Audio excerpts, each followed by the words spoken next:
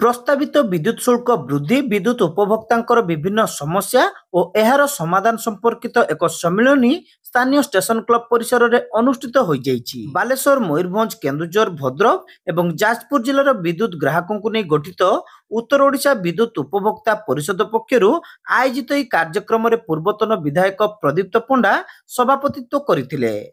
विद्युत दर वृद्धि प्रस्ताव बातिल, निर्वाचन प्रतिश्रुति रक्षा करी समस्त ग्राहकों को 300 यूनिट मागणा विद्युत प्रदान, कृषि क्षेत्र में विद्युत देय संपूर्ण छाड़, प्रिपेड स्मार्ट मीटर बसाइबा बंद कर, ग्राहकों को समस्त अभियोग तुरंत समाधान, विद्युत वितरण क्षेत्र घरोई कंपनी को हटाइबा को वक्ता माने दाबी करथिले।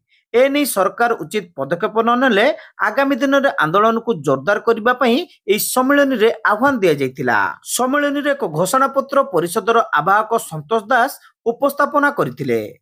विभिन्न राज्य में विद्युत यूनिट दर बहुत कम थिबा बेले ओडिशा रे विद्युत यूनिट दर आशासित वृद्धि 2025-26 आर्थिक वर्ष में टीपीएनडीएल 4650 कोटी 44 लाख टंकार राजस्व आय लक्ष्य पूरण पाई कंपनी स्वार्थ रक्षा निमंते विद्युत दर वृद्धि उद्यम प्रभृति प्रसंग भित्तिक तथ्य श्री दास उपस्थापन करथिले। पूर्वतन मंत्री प्रफुल्ल सामल और पूर्वतन विधायक स्वरूप दास वक्तव्य रखी विद्युत भली एक नित्य व्यवहार्य सामग्री उपरे शुल्क बढ़ाइबा और घरोईकरण विरोध में आंदोलन पई आह्वान देथिले। उपभोक्ता माने जेभली सुविधा पाती कारण आपण निज अनुभव करुवे विद्युत आउ इस लग्जरी नुहे, विद्युत गोटे आवश्यकता प्रत्येक क्षेत्र में मेडिकल हो, घर हो, साधारण जीवन यापन हो, विद्युत आवश्यकता अच्छी। आमे समस्ते जानती जे विद्युत पाई जहाँ आवश्यकता ता ओडिशा रे अच्छी, जहाँ अन्य राज्य रे नाही। अर्थात आपण जदि जल कथा कहिबे जल रे मध्य आमे समग्र भारत वर्ष 11% जल आम राज्य रे अच्छी एवेलेबल एवं ता सहित मध्य प्राय 1500 मिलीमीटर वर्षा मध्य होउछि। आउ गोटे जो रॉ मेटेरियल कोयला मध्य आम राज्य रे जेतिक अच्छी समग्र देशर 25% रु अधिका कोयला मध्य आम राज्य रे अच्छी एवं विद्युत साधारणतः आमे जलरू कोयलारू एवं आमे जो सोलारू आमे साधारणतः एठू विद्युत शक्ति पाई था। आपण जानिथिबे 1995 मसीह जदिओ 1962 मसीह ओडिशा जो स्टेट इलेक्ट्रिसिटी बोर्ड थिला ताको भांगी दिया गला, किंतु 1995 पर यूनिट विद्युत लोक मानकु टंके 20 पैसा बोधे दिया जाउथिला। आज आपण देखंतु सरकार समस्त सहयोग देला परे भी बर्तमान आसिक यूनिट पिछा केते पहुँचला 3 टका 50 पहुँचला। खाली सेतिक नुहे आपण मध्य भी इन्श्योर हेबे नहीं, बेले बेले मेडिकल रे आपण चिकित्सा चलथिबो देखला पावर कट हो गला।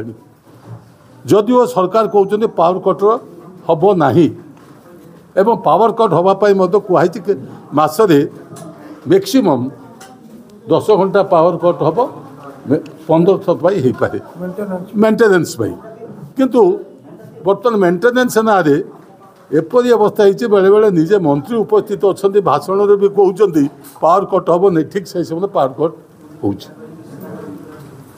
सबुच बड़ कथा जेहेतु नुआ बीजेपी सरकार बर्तमान राज्य और केन्द्र आसवा पूर्व लोक मान जो सब प्रतिश्रुति देता से सब बोर्ड विराट बोर्ड बना देखिए आम जहाँ प्रतिश्रुति देथुलु सब कार्यकारी कर सारूँ। ये जो 300 यूनिट बिजुली दवाई छाड़ करने कही केते यूनिट छाड़ कर कि आप चिंता करूँ मिथ्यार चरम सीमा पहुँचती। अथच जी सुविधा सुजोग अतीत मिलूला ग्राहक मान उपभोक्ता मानक ता मिलवा जाऊना। बर्तमान सुधा भी जी आवश्यकता अच्छे लोकंर से आम जोगे पारिना कि आम कौन आम सरप्लस स्टेट और आंदोलन हम ये भाई किसी डेमोक्रेटिक मुवमेंट आम कथा हूँ जेकोसी व्यक्ति आपण आम न कहले आप देखिए कोटी कोटी टंका बाकी पड़ी बड़ बड़ कंपानी पाखे आदाय होनी କିନ୍ତୁ ସାଧାରଣ ଲୋକ ଯଦି ଗୋଟେ ବିଜୁଳି 15 ଦିନ ମାସେ ରଖିଦେଲା ତାର 7-7ଟା ଲାଇନ୍କୁ ଡିସକନେକ୍ଟ କଲା।